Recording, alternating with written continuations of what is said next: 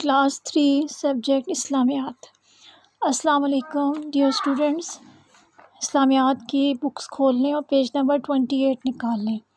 آج ہم قرآن مجید چیپٹر کی دہرائی کریں گے۔ قرآن مجید کا تعارف۔ قرآن مجید اللہ تعالیٰ کی آخری آسمانی کتاب ہے۔ یہ کتاب نبی کریم صلی اللہ علیہ وآلہ وسلم پر نازل کی گئی، یعنی اس سے پہلے جتنی بھی کتابیں نازل ہوئیں، تورات، زبور، انجیل، اس کے بعد سب سے آخر میں جو کتاب نازل ہوئی وہ قرآن مجید ہے۔ اور یہ کتاب کس پر نازل کی گئی؟ نبی کریم صلی اللہ علیہ وآلہ وسلم پر۔ اس کتاب کے مکمل نازل ہونے میں قریباً 23 سال کا عرصہ لگا۔ قرآن مجید عربی زبان میں ہے۔ قرآن مجید رمضان کے مبارک مہینے میں نازل ہونا شروع ہوا۔ نبی کریم صلی اللہ علیہ وسلم غار حرا میں غور و فکر کے لیے جایا کرتے تھے۔ ایک دن فرشتہ جبرائیل علیہ السلام پہلی وحی کے ساتھ سورہ الگ کی چند آیات لے کر حاضر ہوا۔ سب سے پہلے جو الفاظ نبی کریم صلی اللہ علیہ وسلم پر نازل کیے گئے وہ سورہ الگ کی چند آیات تھیں۔ اس کے بعد مختلف اوقات میں قرآن مجید کی آیات کا نزول ہوتا رہا اور بالآخر قرآن مجید ایک کتابی شکل میں مکمل ہوا، یعنی تھوڑی تھوڑی پہلے آیتیں اور آیات نازل ہوئیں اور اس کے بعد ایک قرآن مجید کی پوری ایک کتاب جو تھی وہ نازل ہوئی۔ قرآن مجید کے متعلق اہم معلومات۔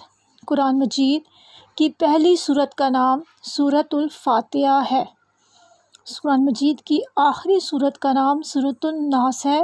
قرآن مجید کی سب سے بڑی سورت کا نام سورۃ البقرہ ہے۔ سب سے چھوٹی سورت کا نام سورۃ الکوثر ہے۔ سورۃ یاسین کو قرآن مجید کا دل کہا جاتا ہے۔ قرآن مجید میں قریباً 700 بار نماز پڑھنے کی تاکید کی گئی ہے۔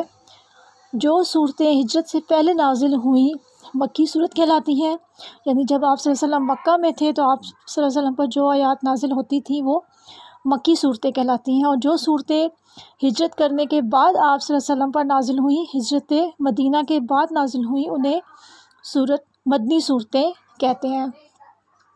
قرآن مجید میں 30 پارے، 114 صورتیں، 558 رکوع اور 14 سجدے ہیں۔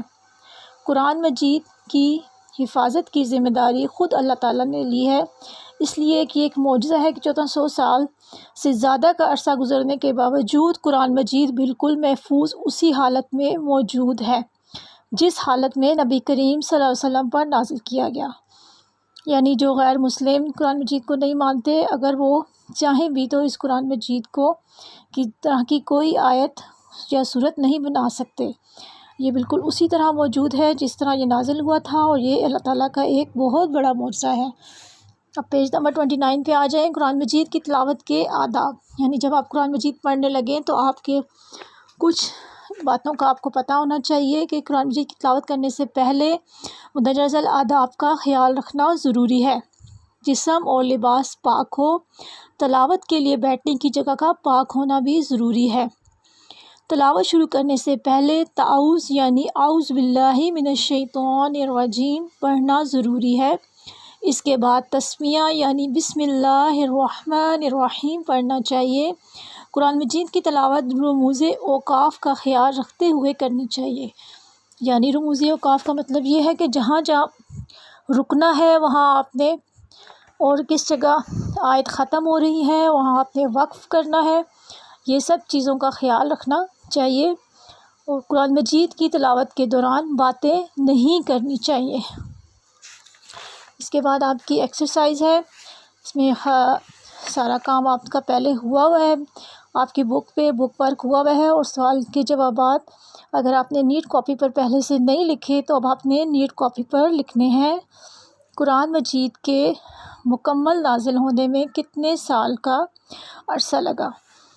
تو یہ آپ نے ابھی ریڈنگ کے دوران پڑھا ہے کہ قرآن مجید کے مکمل ہونے میں 23 سال کا عرصہ لگا۔ اور پہلی وحی کا آغاز کس جگہ سے ہوا؟ پہلی وحی کا آغاز غار حرا سے ہوا۔ قرآن مجید میں کتنے سجدے ہیں؟ قرآن مجید میں 14 سجدے ہیں۔ قرآن مجید کس صورت کو قرآن مجید کا دل کہا جاتا ہے؟ سورۃ یاسین کو قرآن مجید کا دل کہا جاتا ہے۔ قرآن مجید کی سب سے بڑی صورت کا نام کیا ہے؟